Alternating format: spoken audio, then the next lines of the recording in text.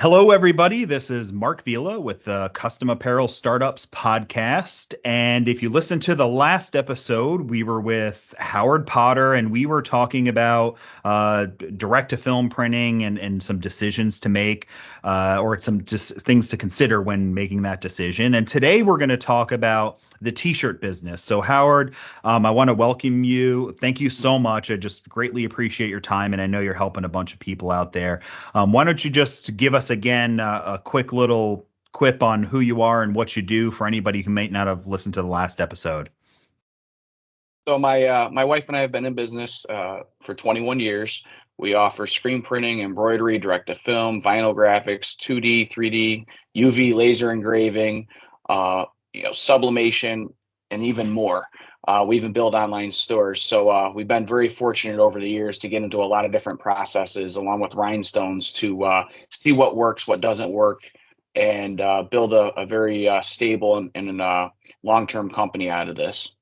Yeah, that's excellent. And that's why this question that we're going to pose is perfect for you. And it's perfect for anybody listening out there who wants some real world experience. And as I mentioned in our last podcast, you started doing one type of technology and then you had troubles and made it through and then Mm, added another one, which I'm sure had its own troubles and pushed through, yep. and then another one. So you've gone through this, I'm sure, like a wave of struggle, success. But Mm, that wave for you is like a good acting stock market. It always goes up and down, but in the yeah. end, it was way higher Yep. than it started. And so I wanted to discuss what are some troubles or some problems that you have in growing a t-shirt or any customization business, and how did you solve them? So you can kind of be very specific with problems you've had or just Yeah. some in general. And I'll kind of open the floor with one because we discussed it in the last episode. Yeah. So if you didn't listen to that, you should. But it's one of the problems is deciding what equipment to get or what technology to work with.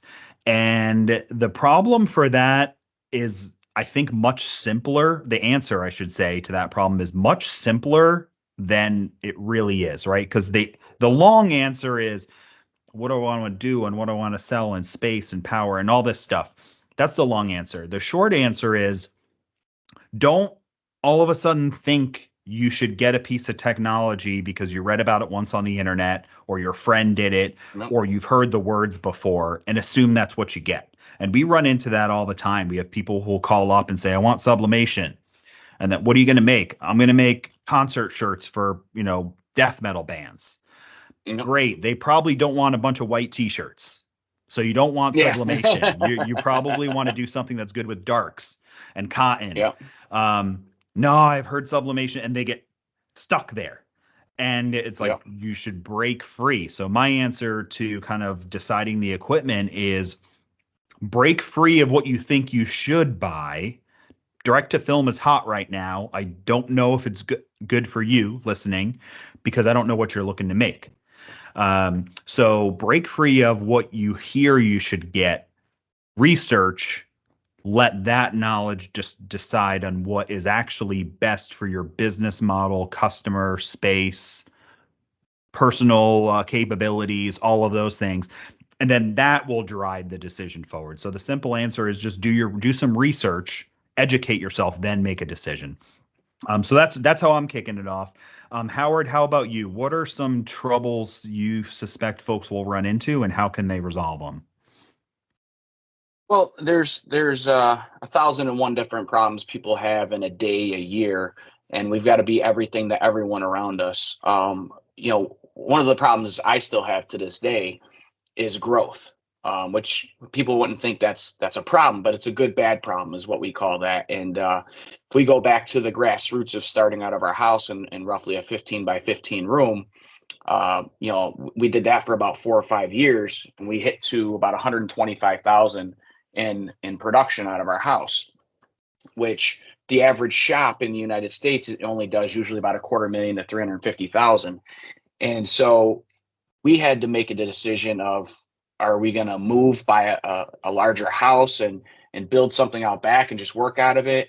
Are we going to take this thing retail and be professional and have like a brick and mortar? So we went through those trials and tribulations, and what we did was we moved into a plaza and rented a 650 square foot space. Now, again, when I went into that space, I also made sure I looked around and I was like, all right, what else is here? And what I mean by that is there room to grow? A lot of people, when you're growing, they don't see the dotted line. And one thing a builder that's had over 50, 60 years of building experience taught me from his family was when you plan something, plan it with a dotted line. So if you go past that, there's room for expansion, there's room for growth. No matter if it's space or technology, whatever, think outside the box. So I was probably about 26 when we moved into this space. The next door had someone in it. The upstairs was fully empty. Within a year, I took on more space upstairs. I was able to negotiate a deal, just had to figure out the ergonomics of the workflow. And literally over a 5-year period, we went from having 650 square feet of that entire building to 4,000 of it, which was like 70, 60, 67% of the entire plaza at the time. And this was back in 2012, 2013. We plateaued in the sense of we were still growing, but we had no more room to grow where we were at. So I started talking to the owner of the property about purchasing it. Again, planning. Well, I'm thinking about it and I'm like, well, if I want more space, I've got to kick people out. But if I keep those businesses in, it's residual revenue to pay for the mortgage. And I'm like, do I want to stop my growth for pennies on the dollar, or do I want to get bigger and keep up with this? So we reached out to our home city where we live, which is not even a 5-minute drive, and found that there was some properties that they had, that weren't really marketed, and they started showing them to us. So we actually made the investment to purchase a 5,400 square foot building with an acre of land.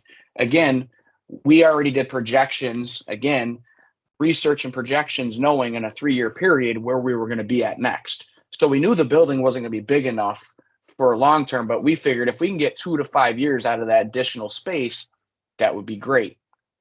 Well, we buy the building, acre of land. When you move in, 6 months later, we outgrew it. So why did we outgrow it? It wasn't just growth. It's going back to technology. We invested in more equipment to keep up with all the production that we needed to get out so we could turn over the orders faster.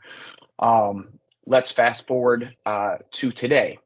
Last year, we had invested and built a 3,000 square foot facility behind our existing building, and we were able to move probably a good 60% of our equipment into that building to create more retail space and production space within the existing building.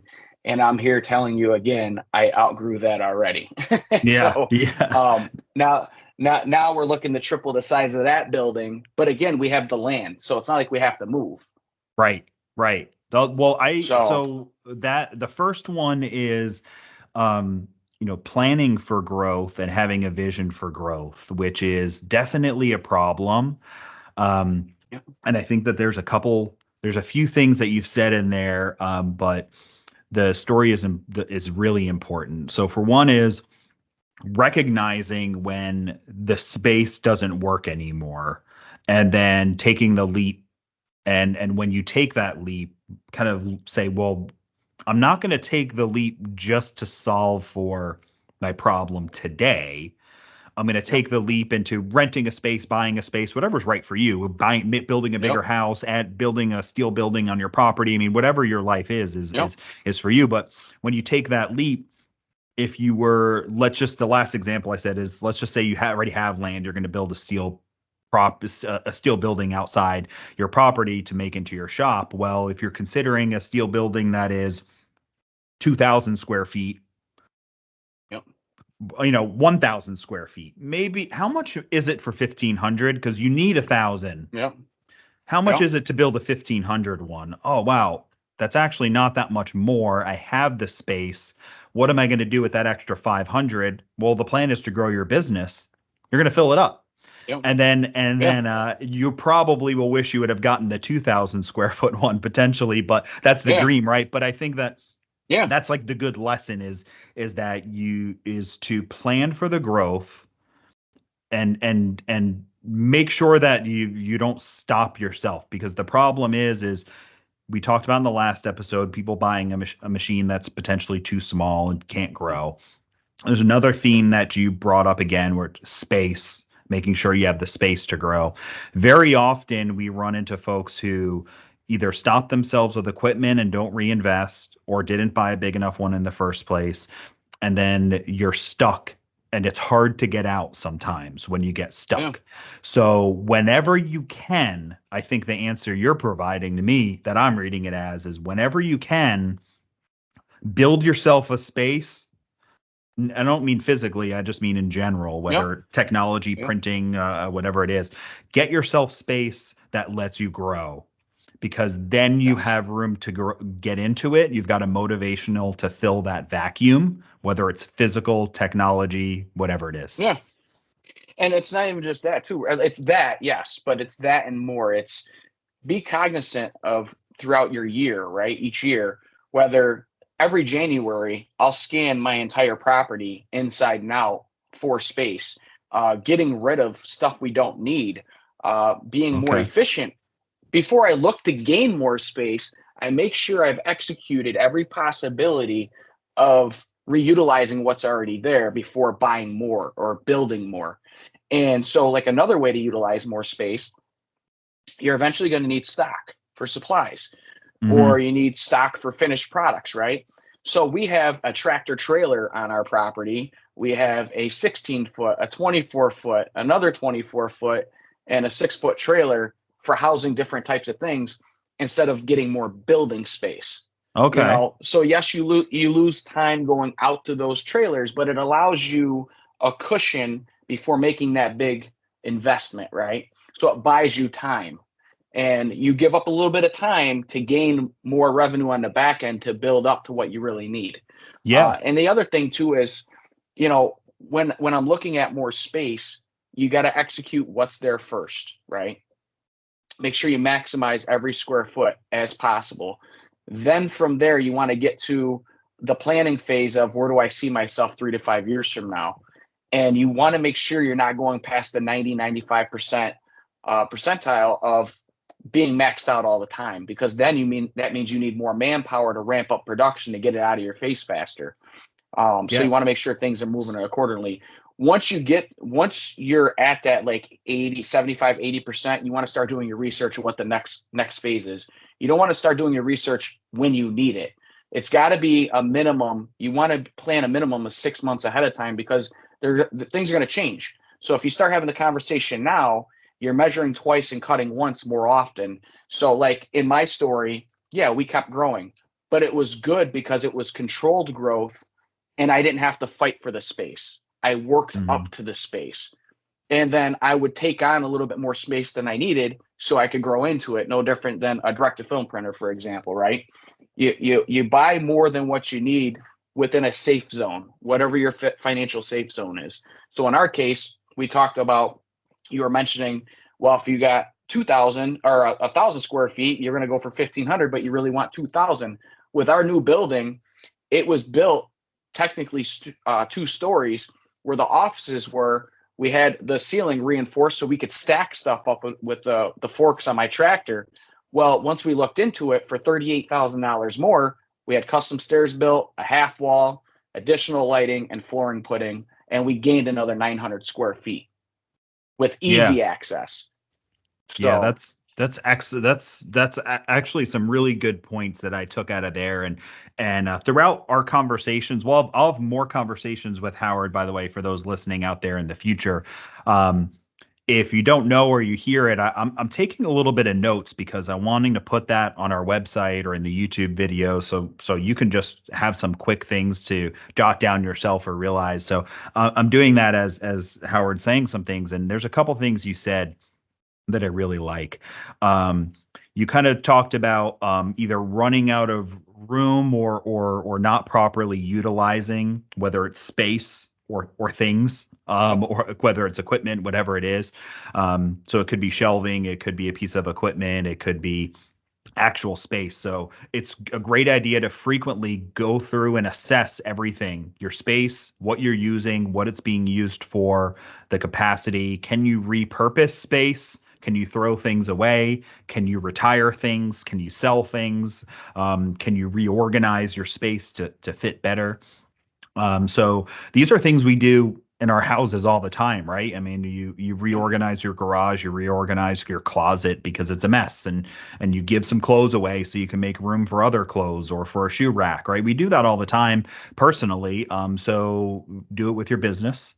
And then and one of the things you had said was kind of, maybe temporary solutions to things. So for you, it Yes. was you needed some storage. You can get a tractor trailer out there that can hold some things, and it's not the most convenient Yeah. way to hold those things, but it Yeah. solves an immediately reasonably Yeah. inexpensive, reasonably convenient. So if you can fix problems within your business with a quick temporary solution, and we do this at home too, right? I've been reorganizing Yeah. some space in my garage for some hobbies I do, and I said, you know what? If I had one more shelf, I can move all this stuff. I know I don't want that shelf for a long time because I'm going to put it kind of in front of another shelf. It's not optimal, but Yeah. it's $60 at Lowe's. It will put all Yeah. this stuff. It frees up that corner. Now that corner I can put these table and these shelves, and I can actually start doing something immediately until the bigger project of changing all of those other shelves out happens. Yes. So you can do that in your business.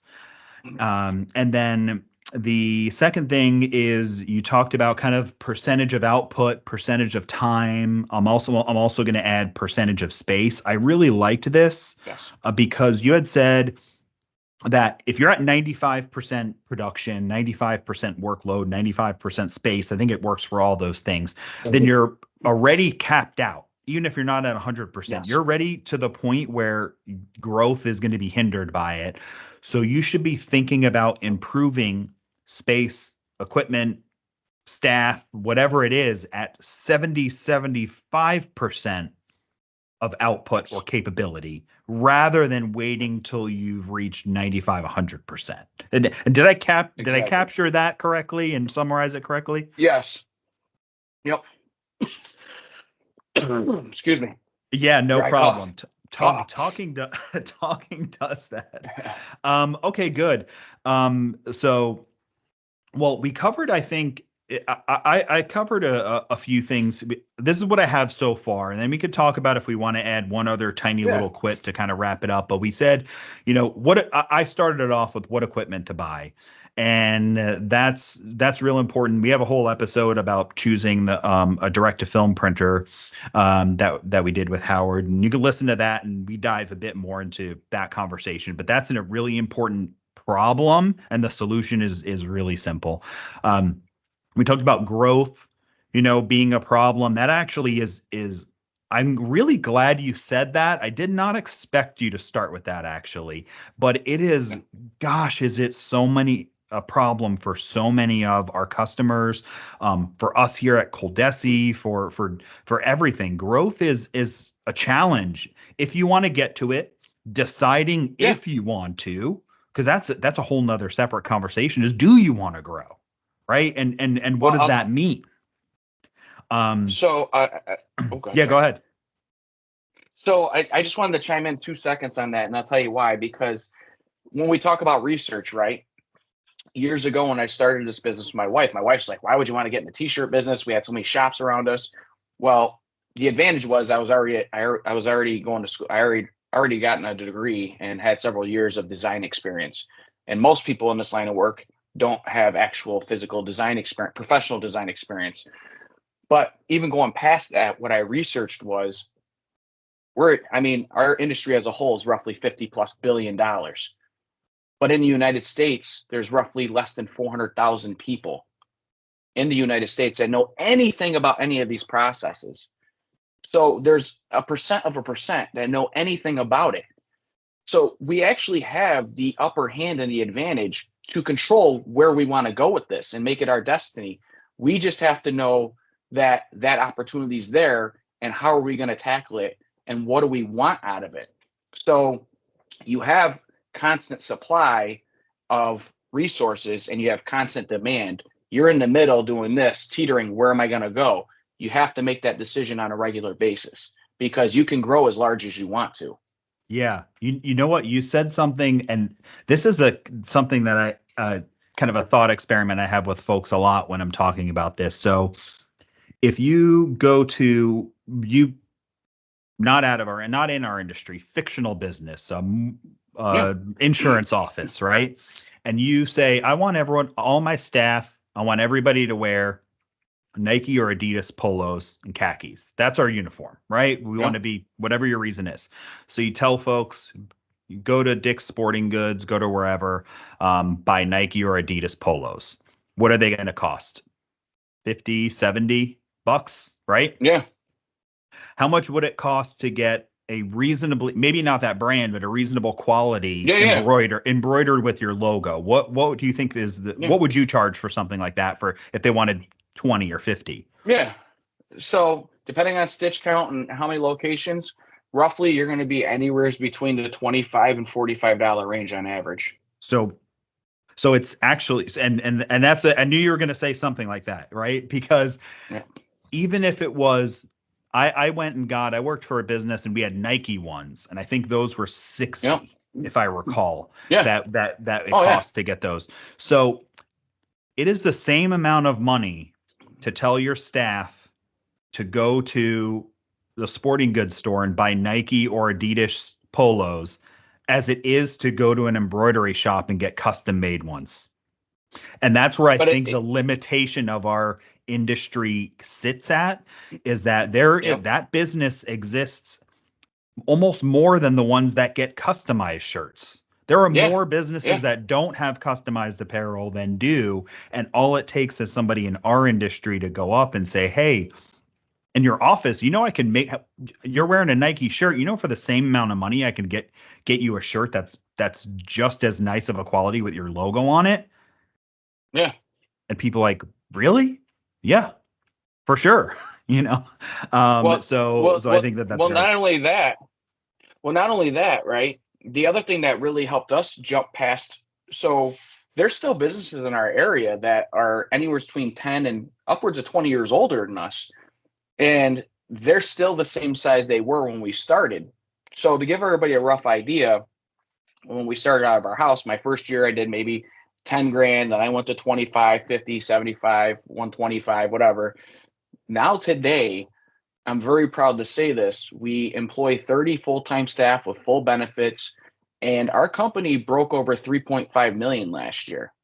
And we're still not anywhere near the biggest of the biggest companies in the United States, Right. but we're still naturally growing and gaining market share.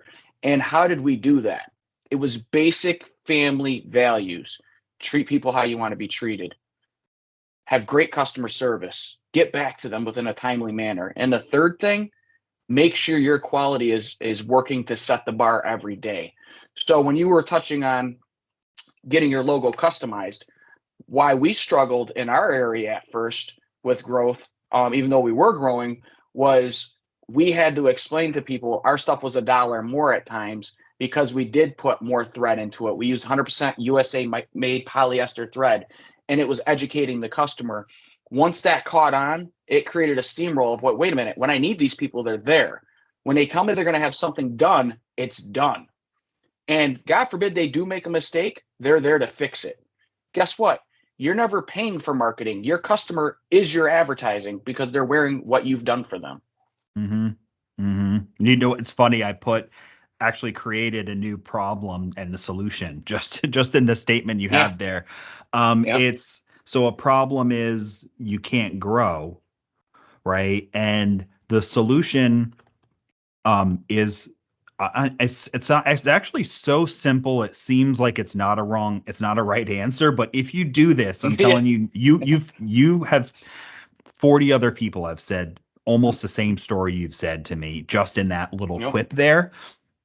If Yep. you can't grow or you're not growing, provide great service, treat people right, create a good quality product, that you can be proud of, and educate your customers. And you didn't say something, you didn't say this word, but I would say like be transparent with your customers too. Yes. Yes. And just say, I'm trying to grow my business. One of the ways I'm trying to grow it is by making the best product out there. I was looking at some of the other things. I was looking at the what you're wearing right now and the hat. I'm not talking about you, by the way. Yeah. Your hat Yeah. looks great, but I'm noticing like the hat that you're wearing right now and the logo Mhm. that whoever put that on, it looks okay. I don't want to insult your hat. It looks fine, but Yeah. I can do better than that. And if you give me a shot, I'd like to do that. And it's going to cost a couple bucks more, but you're going to look A plus. Do you want to look A plus or do you want to Yeah. look B plus? I think you kind of look B plus now. Yep. I don't know how that Yep. conversation goes. It goes with however your personality works, but you Yeah. be transparent with customers. Let them know you want to create great things. If they cost more, let them know why it costs more. Yep. And yeah, I mean, some people don't care about customer service, don't care about quality, don't Yep. care. They just want something super cheap. And that if that is the business model you're running, then go for that, right? Make the Yep. cheapest, fastest Yep. thing you get, and you're a process efficiency person and lowest cost. But most of the people in our industry that are successful that I speak to and that have grown their business, whether it's slowly or quickly over years, Yep. tell the same story. I treat customers right. I let them know why I'm selling it. If there's a problem, I do my best to honestly resolve it as best as I can. I apologize for when I make a mistake. I find a solution when there's a problem. You mentioned in the last episode that screen printing, you have messed up on a shirt, you already tore everything down. Hmm. You have two things. You can say, hey, customer, I know you needed 50 shirts. I only have 49. I'm going to refund you that 10 bucks, 20 bucks for that shirt I didn't Yep. make, which I mean, I guess that's a moral thing to do, but did that make the customer happy? No. No. Maybe they didn't feel ripped off, 99% of the but time it doesn't. Yeah. but not happy. Yeah. Yeah. Yeah. So Well, it's fun. yeah. It's funny. I'm sorry to cut you off, but No, go ahead. it's you made some really good points here because we had an order a few years ago for a screen print order. We did everything correctly. So one thing that we do as a company, we've been doing it for probably 12 to 14 years, is as we've gotten bigger, our budget increases with this. And we talk about marketing, but people don't think outside the box sometimes of what marketing can be.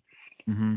If a customer makes an honest mistake approving an order, right, whether it's the physical product or the artwork, whatever the case may be, and we customize it and we give it to them and they're like, oh my god, I messed up, that it wasn't you, it was me, I shouldn't have approved this, I was looking for my phone, da da da da. If they're respectful and they're transparent themselves saying, listen, it wasn't you, it was me, I'll, what do I got to do to get this fixed, I'll pay for it, whatever. 99% of the time, we budget about 10 grand a year now where we pay to fix it one time for free. And there's a specific story that's very dear to me because it was a local police officer that had passed away. And another one of our local troopers was putting on the event and he had accidentally approved the proof with one number transposed or whatever, because that's how it was given to us. And we're talking a $1,700 screen print order. And he opens up the box. He's like, I can't believe I made this mistake. He goes, I'm such an idiot. I can't believe I did this. I said, well, what's the matter? I said, let's look at it. Can we fix it? He goes, the numbers are backwards. I said, yeah, there's no way Mm-hmm. on a few, a couple hundred shirts or, whatever it was at the time. I said, there's no way we're going to be able to do this. He goes, listen, I don't care what it costs. I'll pay to replace it. Da, da, da, da. And my wife and I looked at each other, because we've never bitten off one shot like that for Right. someone. Went back to our office, worked the numbers, figured out what it was going to cost us.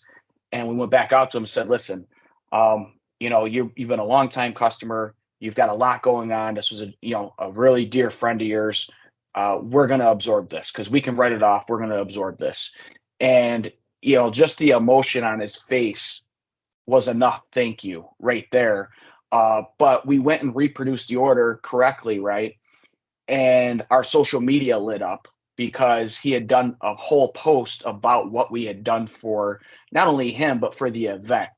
And so, we didn't do it for that, but it led to that. Doing good because good is good to do. You know what I mean? Yeah.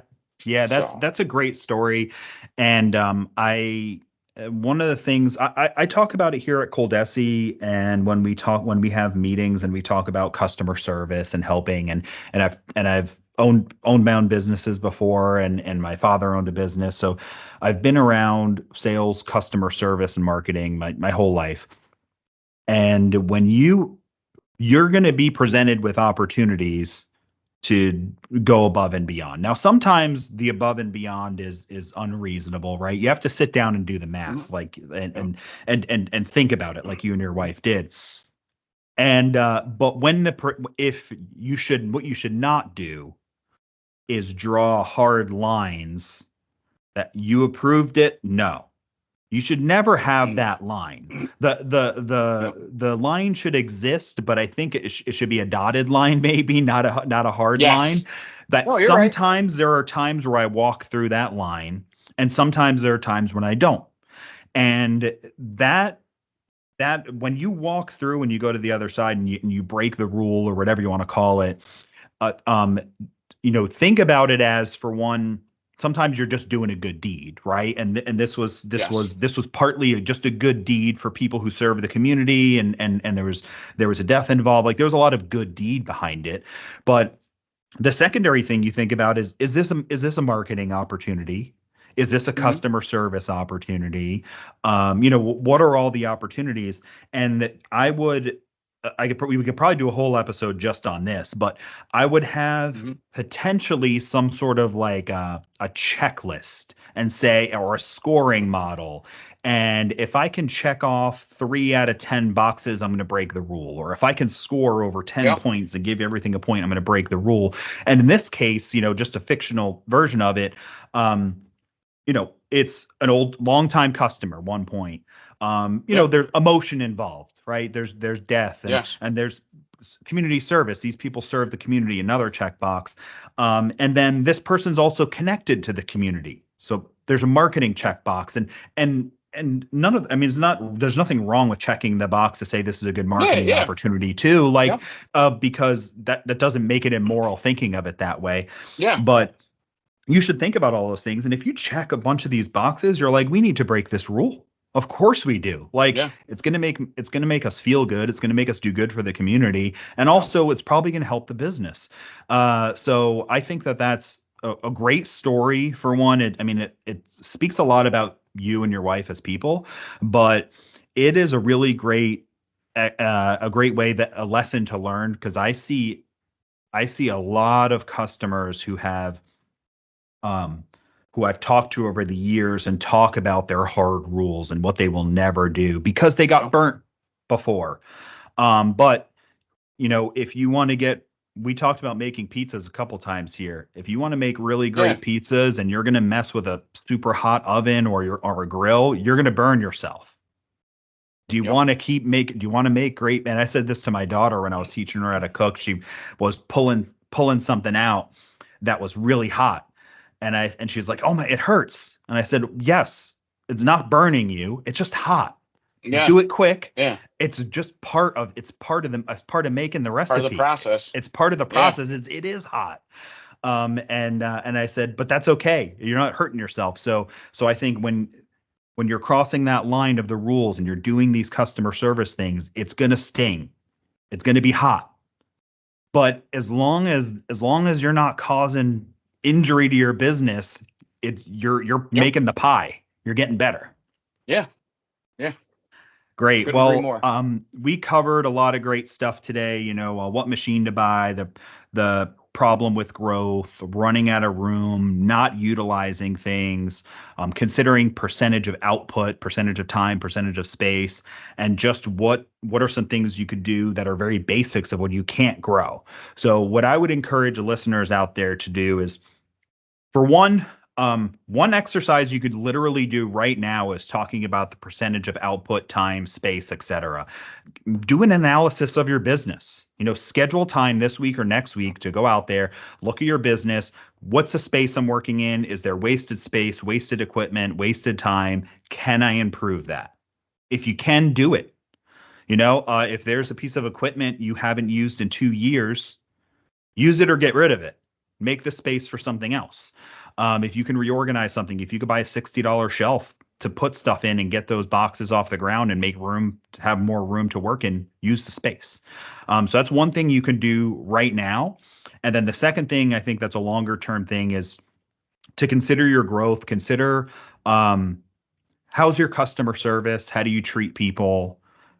What's the quality of your product, and is it where you want to be? This one's harder to do, in my opinion, because we've got a little bit of cognitive dissonance in our brains. We've got all of these things where we're when you're doing something and you've taken time to do something, or you've spent money on something, you justify that everything is right and it's the way it should be. So you've got to step out of your business a little bit, completely step back as much as you can, look at it from as high as you can, and say, is my quality right? Can my customer service be better? Can I treat people better? Whatever it is, am I being trained? Am I educating my customers enough? Am I charging the right prices? And if I'm not, why not? And ask all these questions. And the question, this is something I heard a psychologist say something about self-improvement. He said, at night, lay down and think about the thing that you want to change in your life. The thing that you can't say to yourself, that is in your brain that you won't say out loud to yourself, is the biggest change and the hardest one to do. Yeah. So I think that's the same for your business. If you're looking at all those things and you have one that you're scared to answer, whether it's the quality of your output or your pricing, if that's the scariest one, then you got to ruminate on that for a little bit and see what you can do to improve it. Exactly. Howard, do you have a final sentence or two you'd like to leave the folks with too? Yeah, I mean, wake up every day, like it's your first day starting your business. Work it like a farm. Never assume you have all the answers. Never assume we all have all the answers. We're talking about things through trials and tribulations that have worked, that have proven to work, that build longevity. But we all have something that we can add to these topics in our lives, in our daily lives, and we just need to be able to remove ourselves back long enough to really look at the scope of the picture of what we're working in every day to make it a better place to work and to build our companies up. Yeah, that's excellent. Well, um, there's going to be. I'll definitely say something. We've done about 200-ish episodes, and I'm being 100% honest here with you. Is that at the end of every episode, whether I was with Mark Stevenson, who used to also be on the show, and other guests, we usually like assess afterwards, like, how good was that? And there are episodes where we're like, dang, that's going to help a lot of people. And the other episodes were like, good information. I don't know if it's Hmm. groundbreaking. This episode, Yeah. I felt something really positive about this episode, honestly, myself. I think that for the people out there who listen to this and they take your thoughts to heart, and they will actually change their business and do better. I really feel that about this episode. Awesome. And in my opinion, if you're listening to this and you didn't get that feeling, I would do a couple of those exercises I mentioned a couple minutes ago, because I really think if you do them right, you're gonna you're gonna get that eureka moment, and you're gonna say, I know what I can do better.